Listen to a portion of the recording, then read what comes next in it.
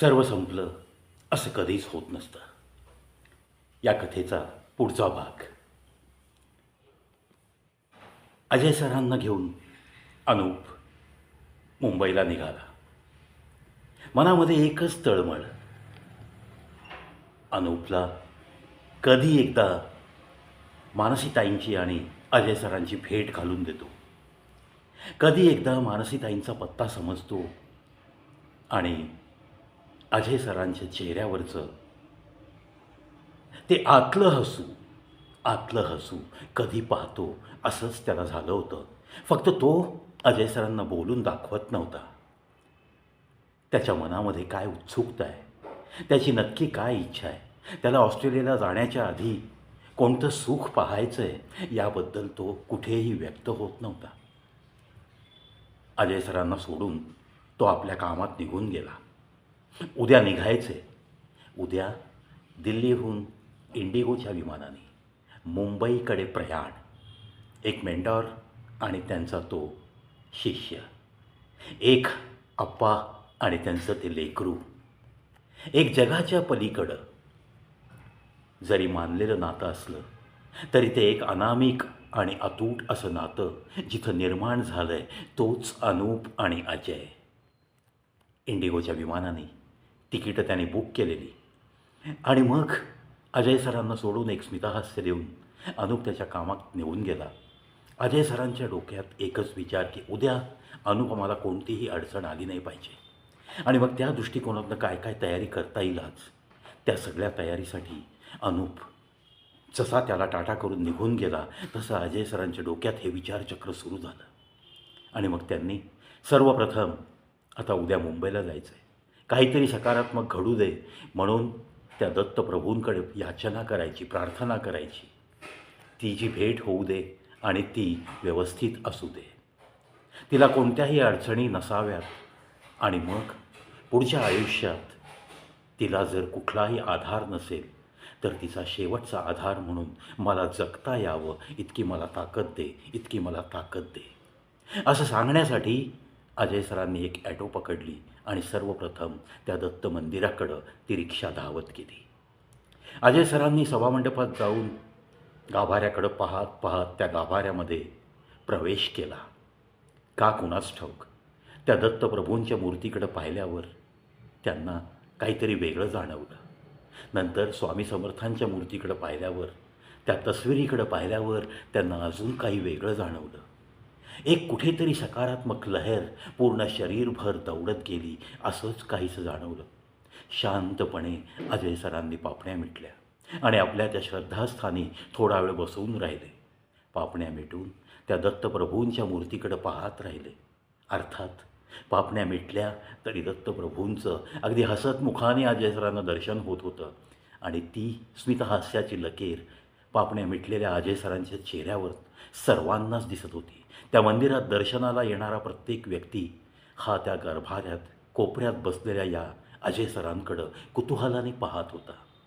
अर्थात त्या देवळाचे मॅनेजर, त्या ट्रस्टींनीसुद्धा CCTVवरती चेंबरमध्ये बसून अजय सर तिथे येताना त्यांना आधीच पाहिलं होतं आणि त्याप्रमाणे त्यांनी निरोप पण धाडला होता. परंतु ध्यानमग्न अजय सरांना पाहून तो त्यांचा सेवक बाहेरच थांबला होता सभामंडपात. जसे अजय सर बाहेर आले 5-10 मिनिटाच्या त्यांच्या नेहमीप्रमाणे मेडिटेशनच्या नंतर, तसा त्या सेवकाने निरोप दिला. साहेबांनी चेंबरला बोलवले आपल्याला. त्यांनाही अजय सरांनाही त्या ट्रस्टींना भेटायचंच होतं. जे काही त्यांनी उद्घाटनाच्या दिवशी मदत केली, जे काही खोबऱ्याच्या वाट्या देण्याचं कबूल केलं आणि जे काही रूटीन सुरू झालं आहे त्यासाठी त्यांचे धन्यवाद मानणं फार गरजेचं होतं. म्हणून ट्रस्टींच्या त्या चेंबरमध्ये अजय सरांची पावलं गेली. शूज बाहेर काढून त्यांनी अतिशय नेहमीप्रमाणे स्मितहास्य करत हस्तांदोलन केलं. ट्रस्टीसुद्धा खुर्चीतनं उठून टेबलच्या पुढे आले. अरे या या, खूप खूप खूप छान वाटलं तुम्हाला, मी इथनं पाहिलं CCTVमध्ये. आणि मग सेवकाला पाठवलं. अजय सरसुद्धा त्यांना खूप खूप धन्यवाद, तुमचं जे काही सहकार्य मिळालं ते खूप अनमोल सहकार्य आहे आणि ते असंच मिळत राहील याच अपेक्षा. अजय सर, तुमच्यासाठी आम्ही ट्रस्टी लोक कधीही, केव्हाही, कुठेही, कोणत्याही सेवेसाठी तत्पर आहोत. फक्त तुम्ही इशारा करा. कारण कुठेतरी ही आध्यात्मिक जोड आपल्याला एकमेकांची लाभलेली आहे. हे नातं इतकं सहज नाही आहे. हे नातं कदाचित मागच्या जन्मापासून ठरलेलं असावं. नाहीतर कोण कुठले तुम्ही अजय सर? कुठे या उत्तर प्रदेशमध्ये दिल्लीसारख्या प्रदेशात कुठे तुमचं येणं, कुठे तुमचा महाराष्ट्र वगैरे वगैरे. ट्रस्टी खूप मनमोकळेपणाने गप्पा मारू लागले. नेहमीप्रमाणे 2 कॉफीचे कप आले. छानपैकी आधी थंडगार पाण्याची बाटली आली. सगळ्या गोष्टींचा प्रेमाने आस्वाद घेतला. अजय सरांनी लाख लाख धन्यवाद असं त्या ट्रस्टींना पुन्हा पुन्हा सांगितलं आणि सांगितलं की मी जरा 3-4 दिवस नाही आहे, मुंबईकडे चाललो आहे काही कामानिमित्त, अनूप सरांच्या सोबत चाललो आहे. ट्रस्टी म्हणाले, अरे वा, आनंद वाटला, काय हरकत नाही, जाऊन या. तुमच्या कामासाठी दत्तप्रभूंचे आशीर्वाद तुमच्यासोबत आहेत. मी पामर तुम्हाला काय शुभेच्छा देणार. नाही, तुमच्या मनपूर्वक शुभेच्छांचीसुद्धा आवश्यकता आहे मला. अजय सर बोलून गेले आणि नकळत त्या ट्रस्टींनी पुन्हा एकदा त्यांचा हात हातात घेतला, नम्रपणे हात जोडले. दत्तप्रभू तुमचं सगळं काम सकारात्मक करतील यात मला शंका नाही. खुद्द स्वामी समर्थ तुमच्या पाठीशी आहेत. त्यामुळं अजय सर, तुम्ही फक्त चालत राहा आणि तुम्हाला अशीच साथ मिळत राहील. तुमची कामं सगळी सकारात्मक होत राहतील. इथून पुढची सगळी कामं, कोणतीही तुम्हाला आयुष्यात आता अडचण येणार नाही, या माझ्या सदिच्छा आणि शुभेच्छा नेहमीच आहेत. आणि त्या का आहेत तुम्हालाही माहिती आहे. जे काही तुमच्या बाबतीत या मंदिरात घडलं आहे त्याच्यावरूनच कुठेतरी तुम्हाला दैवी पाठिंबा आहे हे आम्ही तेव्हाच जाणलं आहे. आणि मग तेव्हापासूनच मनात एक ठरवलं की नाही, या व्यक्तीच्या सोबत राहायचं आहे. आणि म्हणूनच तुम्हाला तुमच्या मुंबईच्या प्रयाणासाठी, मुंबईतल्या कामांसाठी लाख लाख शुभेच्छा. अशी सगळी शुभेच्छांचा वर्षाव घेऊन त्यांनी पुन्हा ॲटो केली आणि अजय सरांनी गाठलं अनुपमाचं घर.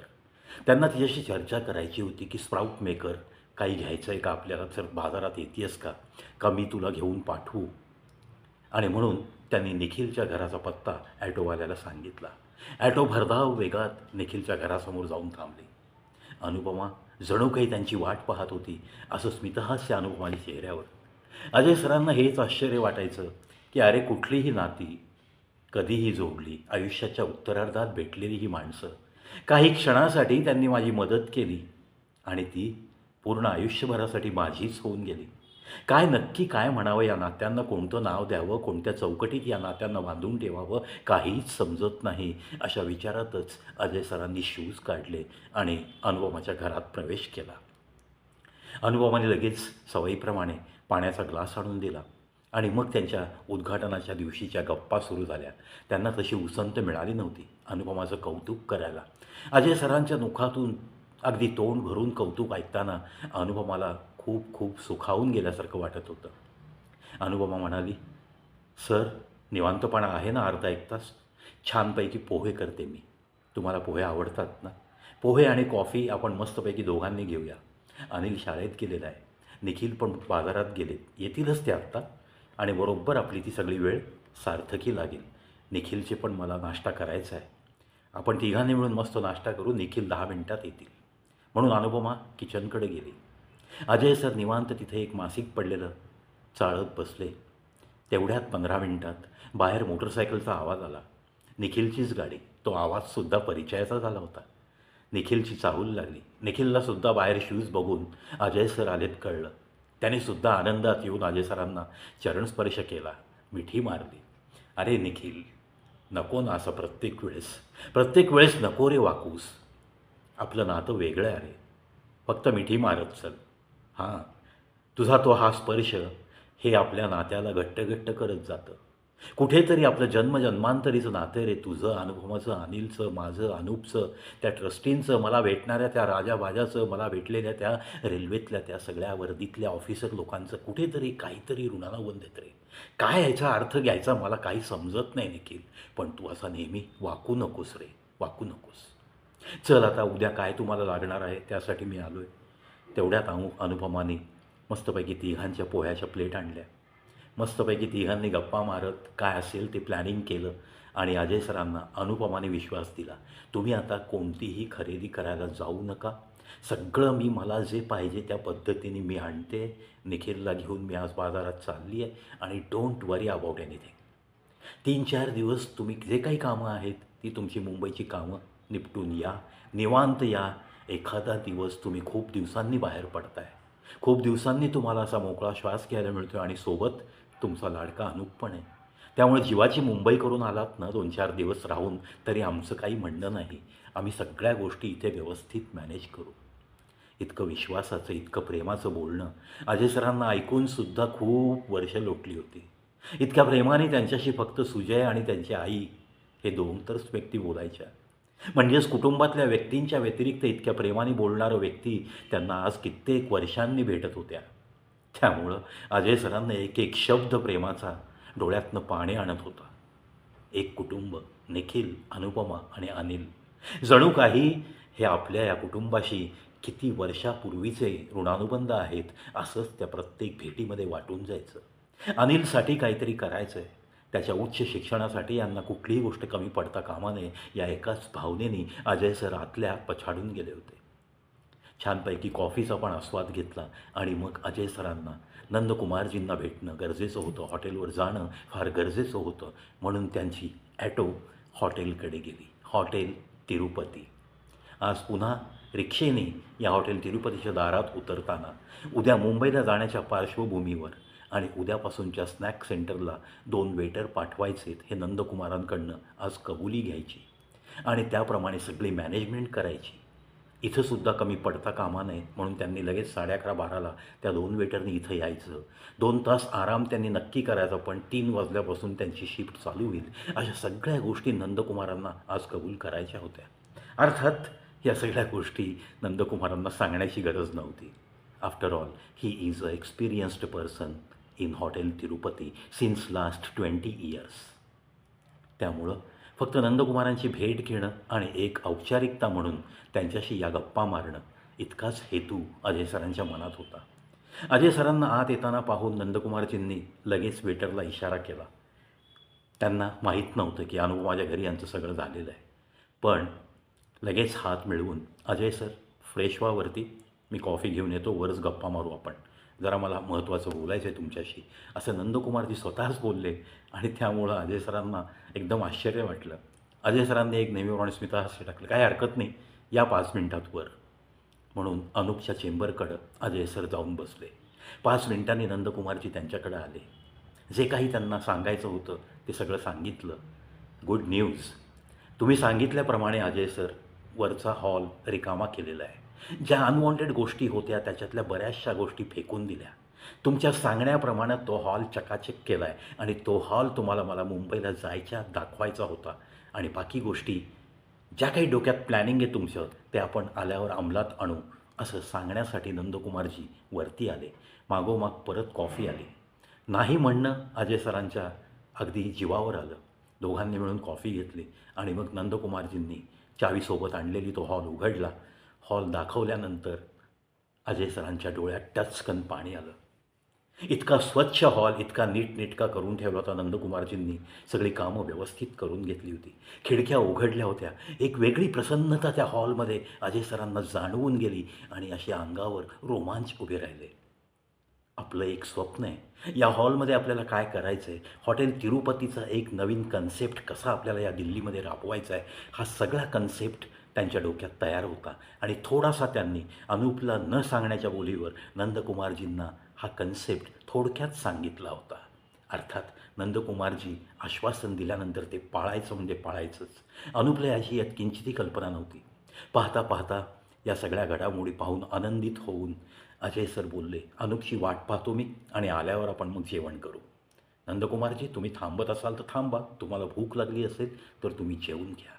इतका निरोप देऊन अजय सर आईबाबांच्या खोलीत गेले, थोडा वेळ विसावण्यासाठी, अनुपची वाट पाहण्यासाठी.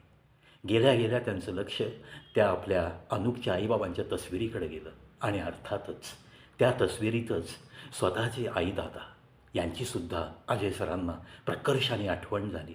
कुठेतरी ते आशीर्वाद अजूनही माझ्यासोबत आहेत, तुम्ही अजूनही माझ्यासोबत आहात, तुमच्यामुळंच मी तरतोय, तुमच्यामुळंच मी तरतोय, असं काहीसं भावनात्मक ओठांनी पुटपुटत त्यांनी अनुपच्या आईबाबांच्या तस्विरीसमोर नमन केला. पण त्या तस्विरींमध्ये स्वतःचे आईदादासुद्धा ते पाहत होते. अशा संमिश्र मनोवस्थेत ओल्या पापण्या घेऊनच त्यांनी थोडीशी पाठ टेकली, कारण अनूपला यायला अजून अर्धा एक तास वेळ होता. अजय सरांचा आराम होतोय तोच अर्ध्या तासातच आदित्यचा नेहमीप्रमाणे हॉर्न ऐकू आला. अनूपची गाडी आली. अजय सरांच्या चेहऱ्यावरती एक मस्तपैकी हास्य आलं. वरनं त्यांनी अनूपला पाहिलं येताना त्याच्याच नेहमीच्या स्टाईलमध्ये एक वेगळीच चाल, आत्मविश्वासपूर्ण चेहरा आणि एक हसमुख चेहरा. अनूपला पाहताच अजय सरांना खूप आनंद झाला. या आनंदामागची कारणं अनेक होती. पहिलं कारण म्हणजे उद्या ते निघणार होते त्यांच्या एका मोठ्या मिशनसाठी, दिल्ली टू मुंबई. मित्रांनो, दुपारच्या सत्रात अनूप आणि अजय सर, नंदकुमारजी पण थांबले होते. तिघांचं मस्तपैकी हॉटेलमध्येच लंच झालं. त्यानंतर मग अनूप बोलला, आता सगळी कामं संपली आहेत, आता आपण बंगल्यावर जाऊन आराम करूयात, संध्याकाळी राजाबाजाशी मस्तपैकी मस्ती करूयात आणि मग उद्या आपल्याला जायचं आहे तर आपण काय असेल ती बॅगेत सगळं तुमचं तयार आहे, माझं तयार आहे, या सगळ्या गोष्टींचा आढावा घेऊयात. डॉक्युमेंट्स माझे कोणते आहेत ते मला लावायचे आहेत, लॅपटॉप घ्यायचा आहे आणि मला माझ्याच कंपनीतल्या मुंबईच्या ब्रँचमध्ये मला थोडंसं काम आहे, जेणेकरून माझं ऑस्ट्रेलियाला जाणं सुकर होणार आहे. त्यासाठी काही भेटीगाठी माझ्या नक्की आवश्यक आहेत. इतकं बोलून थोडा वेळ आराम करून त्यांची कार बंगल्याकडे गेली. पाहूयात राजाबाजांनी त्यांचं स्वागत कसं केलं, बंगल्यात नक्की संध्याकाळी काय काय मस्ती झाली, नक्की काय त्यांच्या गप्पा झाल्या, रेवममाला सायण्णाला त्यांनी कोणत्या इन्स्ट्रक्शन दिल्या आणि मुंबईला जाण्याआधीची ती रात्र, या दोघांच्या गप्पा कशा रंगल्या पुढच्या भागात. सर्व संपलं असं कधीच होत नसतं, असं कधीच होत नसतं. या कथेचा हा भाग तुम्हाला कसा वाटला कॉमेंट बॉक्समध्ये नक्की सांगा, सांगायला विसरू नका. Non scripted videos on the channel of Pravi.